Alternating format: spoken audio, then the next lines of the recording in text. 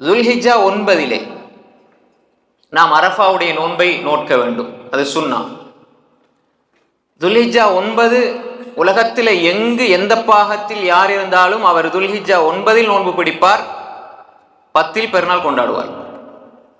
ஹாஜிமார்களுக்கு இருக்கின்ற கடமை வேறு, நமக்கு இருக்கிற கடமை வேறு. நாம் எங்கிருந்தாலும் அரஃபாவுடைய நோன்பை நாம் துல்ஹிஜ்ஜா 9 தான் பிடிக்க வேண்டும். ஹாஜிகள் அரஃபாவில் கூடியிருக்கிறாங்களே அந்த இடத்துல என்று சொன்னால் அது அவர்களோடு சம்பந்தப்பட்ட கடமை. சில பொழுது நாம் சில ஹதீஸில் பார்த்து அல்லாஹ் அரஃபாவுடைய நாளில் எப்படி மலக்குமார்களிடத்தில் பெருமை பாராட்டி பேசுகிறான், நரகத்திலேருந்து விடுதலை செய்கிறான், அது எத்தனை நாள் என்று நாம் கேள்வி கேட்கிறோம். பல பேர் அப்படி கேள்வி கேட்பதை பார்க்கிறோம். ஒரு மூமின் அப்படி பார்க்க முடியாது. நம்முடைய கொள்கையில் அப்படி கிடையாது. அல்லாஹ் அடிவானுக்கு இறங்குகிறான் இரவில் கடைசி பகுதியில், 3ஆம் பிரிவு கடைசி பகுதியில் அல்லாஹ் அடிவானுக்கு இறங்குகிறான் என்றால் அல்லாஹ் அடிவானிலே தான் இருக்கிறான். ரஹ்மான் அல்ல அர்ஷிஸ்தவா என்பதே கிடையாதா? என்ற உலகம் சுத்திட்டே இருக்கும், நேரம் அப்படி வந்துகிட்டே இருக்கும். இங்க பகல் அங்க இரவு, அங்க பகல் இங்க இரவு. அப்ப எனவே அடிவானுக்கு அப்ப அல்லாஹ் எந்த நாட்டினுடைய நேரத்தை வைத்து அல்லாஹ் இறங்குகிறான்? அவனுடைய தகுதிக்கு அவனுடைய மகத்துவத்துக்கு ஏற்ப அல்லாஹ் இறங்குகிறான். எப்படி இறங்குகிறான் என்பது நமக்கு தெரியாது. அதை எப்படி புரிந்து கொள்ள வேண்டும்? அல்லாஹ் இறங்குகிறான், கேட்கிறான், அவ்வளவுதான். எந்த நாட்டு கணக்கை வச்சு? ஏன்னா நாளுக்கு நாள் வித்தியாசம். சில நாடுகள் இருக்கிறது கிட்டத்தட்ட ஒரு நாளும் ஒரு மணித்தியாலம் வித்தியாசமான நாடுகளும் இருக்கிறது, 25 மணித்தியாலங்கள். அப்ப எனவே சர்வதேசத்துக்கு ஒன்று என்பது அது சாத்தியமே இல்லை என்பதை நாம் புரிந்து கொள்ள வேண்டும். அப்படி ஓரளவு இருந்தால் கூட அதை இஜ்திஹாத் செய்கின்ற தகுதி வாய்ந்த ஒரு அரசாங்கத்தால் அங்கீகரிக்கப்பட்ட முழு மக்களும் ஏற்றுக்கொள்வார்கள் என்ற இடத்திலிருந்து தான் சொல்ல வேண்டுமே தவிர, நான் என் உம்மாவை கோல் பண்ணி என் வாப்பாவை கோல் பண்ணி அவர் ஆஸ்திரேலியாவில் இருக்கிறார் அவற்றை கேட்டு நான் அறிவிக்கிறது அல்ல. சும்மா பொட்டி கடையை மாதிரி ஒவ்வொருத்தர் நினைச்சதுக்கு மார்க்கம் சொல்றதல்ல, தீர்ப்பு சொல்றதல்ல. தகுதியாக மக்கள் எல்லாம் ஒன்று சேர வேண்டும், ஒரே நாளில் மக்கள் எல்லாம் ஒன்றாக பெருநாள் கொண்டாட வேண்டும் என்பதுதான் என்னுடைய அடிப்படை. அப்ப எனவே இன்னும் ஒரு விஷயம் இருக்கிறது. இப்ப நாம் லைலத்துல் கத்ர், அப்ப இது மாதிரி தான். அப்ப இரவில் அல்லாஹ் கடைசி பாதியில் இறங்குகிறான் அடிவானுக்கு என்றால் அது எப்படி, எந்த நாட்டின் கணக்கில், அதெல்லாம் நம்ம யோசிக்க கூடாது. அப்படி இருந்தால் அல்லாஹ் அரசிலே அவன் தகுதிக்கேற்ப இருக்கிறான் என்ற வசனத்தை நாம் புரிந்து கொள்ள முடியாது. அது ஒரு மடத்தனமான கேள்வி. 2வது, லைலத்துல் கத்ர் ஒரு இரவு தானே.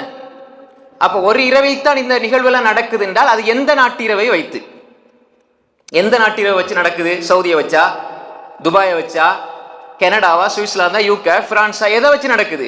அதை நாம் யோசிக்க தேவையில்லை. நாம் நினைக்கிறோம் என்றால் இந்த நாள்ல இப்படியே நாம் அமல் செஞ்சிடணும், எல்லாரும் செஞ்சிடணும் என்பது கிடையாது. நாம் தான் ஒவ்வொருத்தரும் அந்த இரவை அடைந்து கொள்ள வேண்டுமே தவிர அல்லாஹ் இது ஒரு நாள் தான் உலகத்துக்கு இருக்குமா அப்படின்னு நம்ம யோசிக்க கூடாது. நாம் அந்த நாளை அடைந்தால் நமக்கு கூலி. ஒவ்வொரு மனிதனும் அந்த நாளை அடைந்து கொள்ள வேண்டும். அந்த நாளில் எப்படி நிகழ்ச்சிகள் நடக்க வேண்டுமோ அது நடந்து கொண்டே இருக்கும். அது எந்த நாட்டை வச்சுன்னு நம்ம யோசிக்கவே தேவையில்லை. அப்படின்னால் லைலத்துல் கத்ர்னா ஒரு இரவுல தான் அல்லாஹ் இறங்குறான். அப்ப எந்த நாட்டு இரவு? யாராவது சொல்லலுமா? சவுதியை வச்சிருந்தால் வேற நாடுகள் கிட்டத்தட்ட 9-10 மணித்தியாலம் பின்னுக்குள்ள நாடுகள், முன்னுக்குள்ள நாடுகள். அப்ப எனவே அதெல்லாம் வலுவற்ற வாதங்கள். அப்ப எந்த அடிப்படையில் நாம் புரிந்து கொள்ள வேண்டும் என்றால், ரசூல் ஸல்லல்லாஹு அலைஹி வஸல்லம் ஹஜ்ஜத்துல் விதால ஒன்று கூறுறதுக்கு முன்னாடியும் அரஃபாட நோன்பு பிடித்தார்கள். அது எப்ப பிடிச்சாங்க? துல்ஹிஜ்ஜா 9. அப்ப வரலாற்றோடு நாம் இதை புரிந்து கொள்ள வேண்டும். இது ஒரு விரிவான பகுதி, ஞாபகப்படுத்தி விட்டு செல்கிறேன். அடுத்தது, சில காலங்கள் ஹஜ்ஜி நடக்காமல் இருந்திருக்கிறது வரலாற்றுல. அப்ப எதை வச்சு பிடிச்சாங்க? துல்ஹிஜ்ஜா 9 தான். சில ஒரு 100 ஆண்டுகளுக்கு முன்னால் தொலைபேசி இல்லை, ட்விட்டர் இல்லை, ஃபேஸ்புக் இல்லை, இன்ஸ்டாகிராம் இல்லை, ஒன்றுமே இல்லை.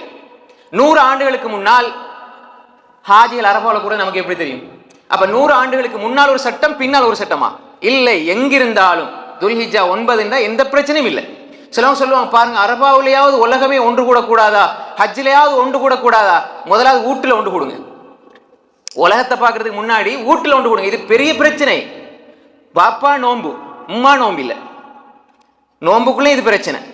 வீட்டுல ஒன்று கூடுங்க, ஊர்ல முதல்ல ஒன்று சேர்ந்து போங்க, நாட்டுல ஒன்று சேர்ந்து போங்க, மாநிலத்தில் ஒன்று சேர்ந்து போங்க, நாட்டுல ஒன்று சேர்ந்து. அல்லாஹ் அது கேள்வி கேட்க மாட்டான். மக்கள் ஒன்றாக இருக்கிற நாள் குறித்த ஒரு மாநிலத்தில் ஒரு சட்டம் பிறப்பிக்கப்படுகிறதுனா அதை பின்பற்றி போங்க. காதியார் பிள்ளை செய்யறாரு, காஜி பிள்ளை செய்யறாரு, அவர் பிள்ளை செய்யறாரு, அது அல்லாஹ்வோட அவங்க பார்த்துக்குவாங்க. இது இந்த நாள்ல தான் நடக்கணும் இல்லை. அந்த சட்டத்தை சொல்வது அவர் சொல்ல வேண்டும். யாராவது அவர் பிழையாக வேண்டும் என்று முடிவெடுத்தால் அவரும் அல்லாஹ்வும் பார்த்துக்குவாங்க. உதாரணமா நீங்க அப்படி அவர் செய்யறது சரிதான், அதை நாங்க புரிஞ்சுதான் செய்யணும்டா, நீங்க தொழுறீங்க ஜமாத்தா, இமாமுக்கு உதவு முறிஞ்சிட்டு அவர் சத்தம் இல்லாம தொழுக முடிச்சுட்டு போறாரு. உங்களுக்கு எப்படி தெரியும் அவர் உதவு முறிஞ்சுதா இல்லையான்னு? தெரியாது. அப்ப நீங்க தொழுக உங்களுக்கு கூடாதா? உங்களுக்கு தெரியாது, அல்லாஹ் கேட்க மாட்டான். அவர் ஒது முறிஞ்சுதா முறியலையா, ஒழு முறிஞ்சு கூட இமாம் அப்படியே போகாம அப்படி தொழுவிச்சுட்டா இருந்தால் அவரோட தொழுகை பார்த்தீங்கன்னா பின்னுக்குள்ளவங்கள்ட்ட தெரிஞ்சா என்ன, அவர் விட்டுட்டு போயிடணும். ஆனா அவர் தெரியாமலே தொழு வச்சு முடிக்கிறாரு. நீங்களும் பின்னாடி இருந்து என்ன செய்றீங்க, தொழுகிறீங்க. அவர் ஒது இல்லாமலே தொழுவிச்சாருன்னா யாருல அல்ல கேள்விகளை கேட்பான்? உங்கள்கிட்ட கேள்விகளெல்லாம் கேட்க மாட்டான், இமாம்கிட்ட தான் கேட்பான். பின்னு கோடி பேர் இருந்தாலும் சரி இமாம்கிட்ட தான் கேள்வி. இப்ப இவ்வளவு பேரை தொழுகையை நாசமாக்குனது யார்? எனவே அவங்களுக்கு அது கேள்வி இருக்குது. நாம் எந்த சந்தேகமும் இல்லாம, எந்த பிரச்சனையும் இல்லாம, வீடு, ஊர், நாடு, அதுக்கு பிறகு உலகம், நம்ம வீட்டில் இருந்துகிட்டு உம்மா நோம்பு, மகன் நோம்பு இல்லை. இப்ப 2 பேருக்கு அவருக்கு முன்ன ஒரு நாள் பெருநாள், இவருக்கு ஒரு நாள் பெருநாள். இது எப்படி பாருங்க, இது ஒரு ஃபித்னா, பெரிய ஃபித்னா. ஒரு இஜ்திஹாத், சர்வதேச இஜ்திஹாத் என்பது கண்டகண்டாக்கள் செய்யறது அல்ல, பிறை குழு தீர்மானிக்க வேண்டும். அதுதான் இஜ்திஹாத். அவங்க சரி காண்றாங்க லோக்கல்னா அதுதான் இஜ்திஹாத். தவிர நாங்க 4 பேர் சேர்ந்துட்டு ஒரு ஜமாத்துல பேரை வச்சுட்டு நாங்க இஜ்திஹாத் செய்யறோம். என்ன இஜ்திஹாத் இது? உங்களுக்கு உலகத்தில் இருக்கிற 300 நாட்டில இருந்தும் அல்லது 250 நாட்டில இருந்தும் உங்களுக்கு செய்தி வருதா? அப்படி நீங்க கிளைகளை உருவாக்குனா இஜ்திஹாத் செய்யுங்க. சோமாலியா, எத்தியோப்பியா, நைஜீரியா, பர்மா, எந்த நாட்டில இருந்தா உங்களுக்கு நியூஸ் கரெக்டா வரும். நீங்க கிளைகளை வச்சு இருக்கிறீங்க. அப்படி யாருக்கு இருக்குது? சும்மா உருவாக்கி போட்டு அப்படி என்பது அது சாத்தியமே இல்லை. சாதாரண ஒரு அமைப்பு, ஒரு ஜமாத்து ஒரு இங்கிலீஷ் 4 எழுத்தை வச்சு போட்டு நாங்க என்ன செய்யறோம், நாங்க தான் அறிவிக்க போறோம்டா, உங்களுக்கு நீங்க கனடாவில் யாரை வச்சுக்கிறீங்க? உங்களோட கிளை யாரு? புறகண்டோன்னு அறிவிக்கிறது. மாமா கால் பண்ணி, மாமா இன்றைக்கு புறகண்டாச்சா, அவங்க சொந்தக்காரன் கால் பண்ணி சொன்னாங்க, இவர் எழுப்பிட்டு வந்து ஓடி தான் அறிவிக்கிறாரு. இது என்ன இது? எனவே இது கேலி கூத்தல்ல, விளையாட்டு இல்லை. அப்ப நாட்டுக்கு நாடு, இடத்துக்கு இடம் நமக்கு திட்டமிடப்பட்டு அங்கீகாரம் கொடுக்கப்பட்ட அமைப்பு இருக்கிறது. அது எப்ப ஹதீஸுக்கு எப்ப அது சாத்தியமாக நெருக்கமாக இருக்கிறது? மக்கள் நோன்பு பிடிக்கும் நாள் நீங்க நோன்பு பிடிங்க, மக்கள் பெருநாள் கொண்டாடுறது நீங்க பெருநாள் கொண்டாடுங்க. இந்த ஹதீஸ வீட்டில இருந்து என்னிடமிருந்து வீட்டில இருந்து ஆரம்பிக்கிறதா, முதலாவது உலகத்தில இருந்து ஆரம்பிக்கிறதா? பாருங்கள், நாங்க உலகத்தோடு சேர்ந்து பெருநாள் கொண்டாடுறோம். வீட்டுக்குள்ள பொண்டாடி நோன்பு, வீட்டுக்குள்ள உனக்கு ஒன்று சேர இயலாது, வீட்டுக்குள்ள ஒன்னாக உங்களுக்கு நோன்பு பிடிக்கல, பெருநாள் கொண்டாட இயலாது, இவர் உலகத்தோடு சேர்ந்து கொண்டாடுவார். எனவே இதெல்லாம் ஒரு பொருத்தமான வாதம் கிடையாது. ஏன்னா பல சகோதரர்கள் வருஷம் கேட்டுக்கொண்டிருக்கிறதுனால இதை ஆரம்பத்தில் சொல்லிக் கொள்கிறேன்.